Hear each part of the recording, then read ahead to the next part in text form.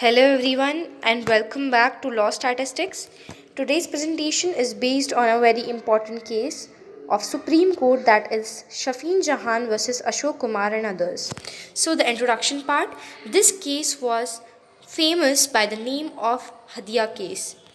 A criminal appeal was filed by the appellant against the order of the Kerala High Court. Supreme Court of India allowed the appeal and ordered in favor of the petitioner.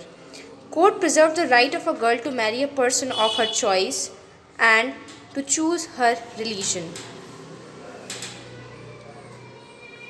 The facts of the case.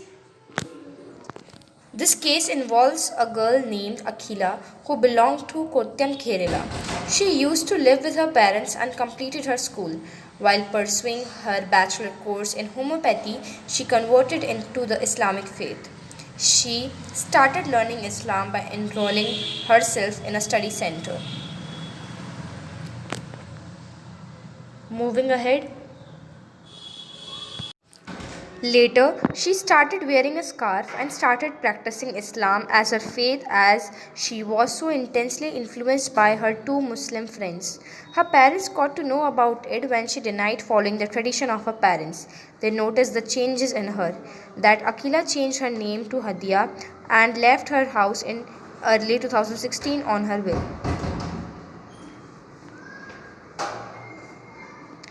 That Akila alias Hadiya meanwhile married a Muslim person named Shafin Jahan according to the Islamic traditions. Shafin Jahan was associated to an organization which had a close connection with the terrorist organization. That the family of Hadiya alleged that she was the victim of love jihad, as she was brainwashed by Shafin Jahan and his family. They alleged that she was so innocent that she was forced to marry that person without her will. That it also came to the knowledge of the court that Shafin Jahan was also accused in some criminal matters and he had some connections with the ISI groups. Hence, the Kerala High Court, by exercising powers under Article 226, annulled the marriage of Hadiya and Shafin Jahan and ordered for the stay of Hadiya with her parents. Against such order of the High Court, the petitioner filed the petition in the Apex Court. That the High Court ordered the National Investigation Agency for investigations of the petitioner's background and other suspicious activities which created doubt about him. So, the issue involved in the case are: can a High Court annul marriage by exercising powers provided under Article 226 of the Indian Constitution? Now, let's move towards the judgment part.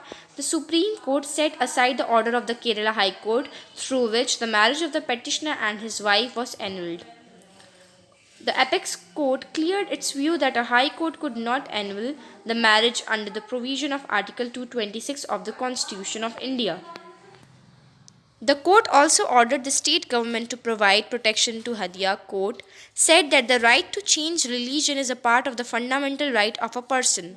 The Supreme Court was of the opinion that if both or any of them had been incompetent to give consent or not of age suitable to marriage, then the High Court could take such decision in the rarest circumstances.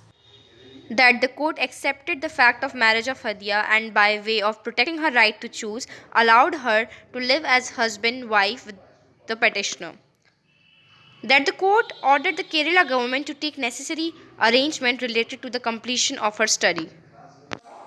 The court expressly said that Hadiya was an adult and mentally competent to consent, and hence she could choose her religion and life partner too, as it was her fundamental right. Thus, the High Court could made a mistake by observing that she was of tender age and weak and could be exploited. The Supreme Court held that social values and morals have a different place, but they cannot supersede the constitutional provisions related to fundamental rights. For accepting the individuality, it is important to accept the right of choose. The court allowed the special leave petition because when the court directed Hadiya to be present in the court, she appeared, but her contentions, she admitted the conversion and the fact of her marriage without the petitioner, with her own will and without any influence and force.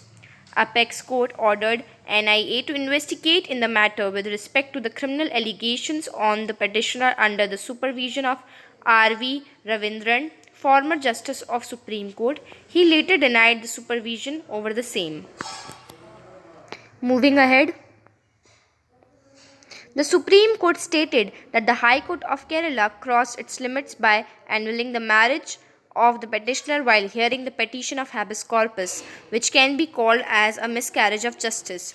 The Supreme Court expressly its view by saying that the strength of Indian constitution lies in acceptance of plurality and diversity of culture of India. Choosing a religion is completely a personal affair of a person, and marrying a person of own choice cannot be objected and decided by the society because it's a part of freedom protected under the constitution.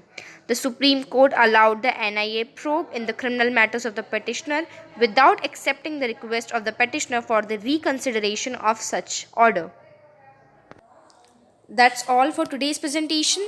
Thank you and have a great day ahead.